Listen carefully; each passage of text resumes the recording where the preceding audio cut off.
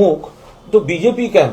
এদিক ওদিক কোথাও পাওয়া যাবে না। বিজেপি যদি বলে ওরা মুখ খুঁজছে, তাহলে ওরা এআই প্রযুক্তি ব্যবহার করে, একটা কাল্পনিক ব্যাপার, ভার্চুয়াল হবে ওটা। আর এসে এখানে রক্ত মাংসের মানুষ হয়ে কেউ মমতা বন্দ্যোপাধ্যায়ের বিকল্প মুখ বিজেপি খুঁজে পাবে না। আচ্ছা, বিজেপি ভারত জুড়ে যে সদস্য অভিযান চালাচ্ছিল, গতকাল তা শেষ হয়েছে। পশ্চিমবঙ্গ কেন্দ্রের টার্গেট সামান্যও পূরণ হয়নি, এটা কি বলবেন?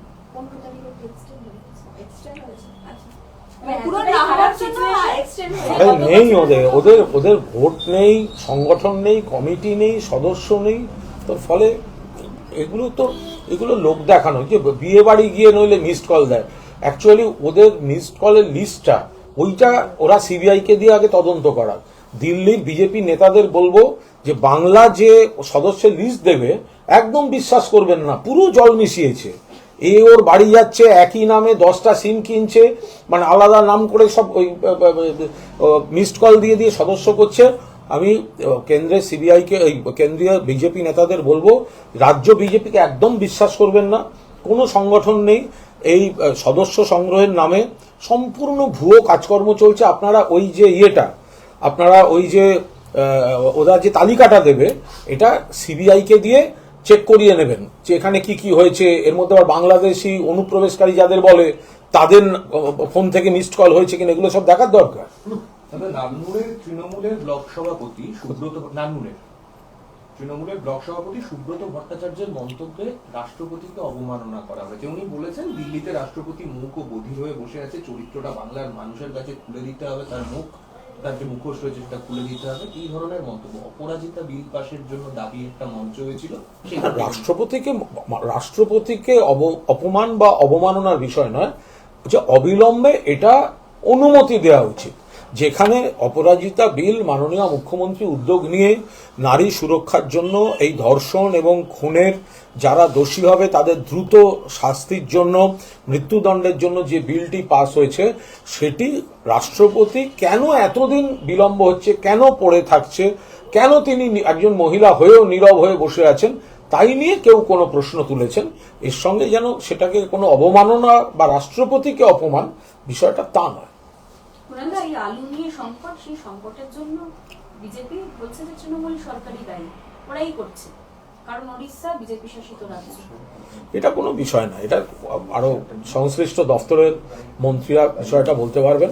এগুলো বিজেপির একটা অভ্যাস, কিছু না কিছু বলে দেয়া, আদৌ নয়। এটা কেন্দ্রীয় সরকারের কিছু ভুল নীতি আছে, এর মধ্যে অন্যান্য কিছু ফ্যাক্টর আছে। সেখানে দাঁড়িয়ে আমাদের রাজ্যের সরকার যা যা করণীয় করছে, বাকি রাজ্যে কি হচ্ছে না হচ্ছে সেগুলো তো সব তাদের ব্যাপার। আমাদের এই জায়গাটাকে সুরক্ষিত রাখার জন্য যা যা করণীয় রাজ্য সরকার করছে। আজকে ফের বাণিজ্যিক সিলিন্ডারের দাম বাড়লো, আগস্ট থেকে টানা দাম বেড়ে চলেছে। না, আমরা তো এগুলো প্রতিবাদ করছি। এই যে পেট্রোল, ডিজেল, রান্নার গ্যাস, বাণিজ্যিক গ্যাস, তো ফলে এগুলো তো ঘুরে ফিরে সেই কোনো না কোনোভাবে আপনি আমি কিছু জিনিস কিনছি, বা আমাদের ঘাড়েও সেই টাকাটা চলে আসবে। তো ফলে এই যে লাগাতার মূল্য বৃদ্ধি, নিত্য প্রয়োজনীয় ওষুধের দাম, নিত্য প্রয়োজনীয় সামগ্রীর দাম বৃদ্ধি, নিত্য প্রয়োজনীয় জরুরি অনেকের যে ওষুধ রোজ লাগে সেগুলোর দাম বৃদ্ধি, জটিল রোগের ওষুধের দাম বৃদ্ধি, সমস্ত রকমভাবে যেভাবে সাধারণ মানুষের হাতের বাইরে চলে যাচ্ছে, এটা কেন্দ্রীয় সরকারের ভুল নীতির জন্য হচ্ছে। আমরা সংখ্যালঘুরা যদি আক্রান্ত হতে থাকেন বলে খবর বারবার প্রচারিত হতে থাকে, তাহলে তো এই দেশে এটা তো বিজেপি রাজনৈতিকভাবে তাদের লাভের জন্য ব্যবহার করছে। অর্থাৎ বাংলাদেশের সংখ্যালঘুদের নিরাপত্তা দেওয়াটা বিজেপির কাছে গুরুত্বপূর্ণ, নাকি বাংলাদেশের সংখ্যালঘুদের উপর আক্রমণটা কাজে লাগিয়ে এখানে সাম্প্রদায়িক মেরুকরণ তৈরি করে হিন্দু আবেগ তৈরি করাটা বিজেপির অগ্রাধিকার? এই বিষয়টাও তো বিশ্লেষণ করে দেখতে হবে। মুখ্যমন্ত্রী যেটা বলেছেন সেটাই আমাদের বক্তব্য। আমরা বাংলাদেশের ব্যাপারে কোনো কথা বলবো না, কেন্দ্রীয় সরকার যা করার করবে, আমরা সমর্থন করব। আরে কিছু তো করবে, তাহলে রোজ এই ধরনের খবরগুলো যদি আসে, আমরা আমাদের সঙ্গে অনেক নানা ধরনের মিল, যোগাযোগ, একটা চর্চা, জল্পনা, ভুল খবর, নানা ধরনের একটা প্রভাব চলে আসে। তো যে ধরনের খবর, যে ধরনের ঘটনার কথা যে ধরনের ভিডিও, যে ধরনের অডিও সোশ্যাল মিডিয়ায় বাংলাদেশ থেকে আসছে, তো কেন্দ্রীয় সরকার সেগুলো বন্ধ করার একটা ইতিবাচক পদক্ষেপ তো নেবে। আমরা এখানে সংসদীয় গণতন্ত্রে মুখ্যমন্ত্রী এতটা সৌজন্য দেখিয়ে বলেছেন যে ওটা খারাপ হচ্ছে, কিন্তু আমাদের কিছু বলার নেই, কারণ আমরা একটা রাজ্য, ওটা একটা দেশ, যা করার দিল্লি করুক আমরা সমর্থন করব। আরে দিল্লি কিছু তো করবে, নইলে রোজ এটা কি করে হতে পারে? সেক্ষেত্রে এই আলোচনাটা চলে আসবে যে দিল্লির প্রায়োরিটি কোনটা, ওইটা থামানো নাকি ওটা ব্যবহার করে এখানকার বিজেপির রাজনৈতিক উদ্দেশ্যে কোনো আবেগকে প্ররোচনা দেয়া।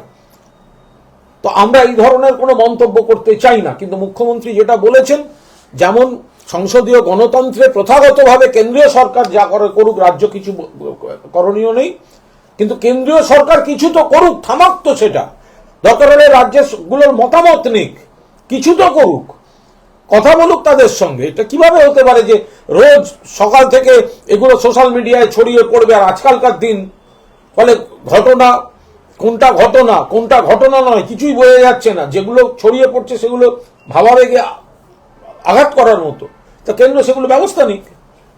এই পরিস্থিতিতে আগামীকাল শুভেন্দু অধিকারী পেট্রাপোল সীমান্তে গিয়ে তিনি হুঙ্কার দিচ্ছেন যে পেট্রাপোল সীমান্তকে অচল করে দেবেন। আমি একটা কথা বলি, বিরোধী দলনেতাকে বলবো, পেট্রাপোল সীমান্ত গিয়ে কি করবেন? খুব সমস্যা এটা। আপনি দিল্লি যান, বিজেপির নেতারা দিল্লি গিয়ে কেন্দ্রীয় সরকারকে ডেপুটেশন দিয়ে বোঝান, প্রধানমন্ত্রীর কাছে যান, স্বরাষ্ট্রমন্ত্রীর কাছে যান, বিদেশ মন্ত্রীর কাছে যান, আপনাদের যা যা বক্তব্য বাংলার মধ্যে থেকে এটা অচল করে দেবো, ওটা বন্ধ করে দেবো, এগুলো করে আপনাদের কি হবে? যা যা বীরত্ব দেখাবার দিল্লির দরবারে যান, কারণ বাংলার সরকার, মমতা বন্দ্যোপাধ্যায় মাননীয় মুখ্যমন্ত্রী পরিষ্কার বলে দিয়েছেন, প্রথাগতভাবে আন্তর্জাতিক ইস্যু যা করার কেন্দ্রীয় সরকার করবে আমরা সমর্থন করব। তাহলে আপনারা বিজেপি, তা আপনারা কেন্দ্রকে দিয়ে করান, কে বারণ করেছে? আপনারা কেন্দ্রকে দিয়ে করান। আপনি পেট্রাপোল সীমান্তে ভারতের অংশে, বাংলার অংশে দাঁড়িয়ে অচল করে দেবো, আটকে দেবো, কলকাতা মিছিল করব, যানজট করবো, এটা করে কি লাভ আছে?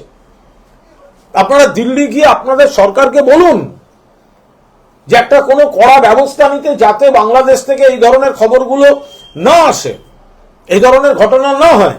আর তার যদি না হয়, আপনারা যদি এটা না করেন, তাহলে এটা ধরতে হবে যে কেন্দ্রীয় সরকার বা বিজেপি চাইছে বাংলাদেশে ওগুলো চলুক, আর সেই সুযোগে বিজেপির নেতারা এই রাজনীতিগুলো করুক।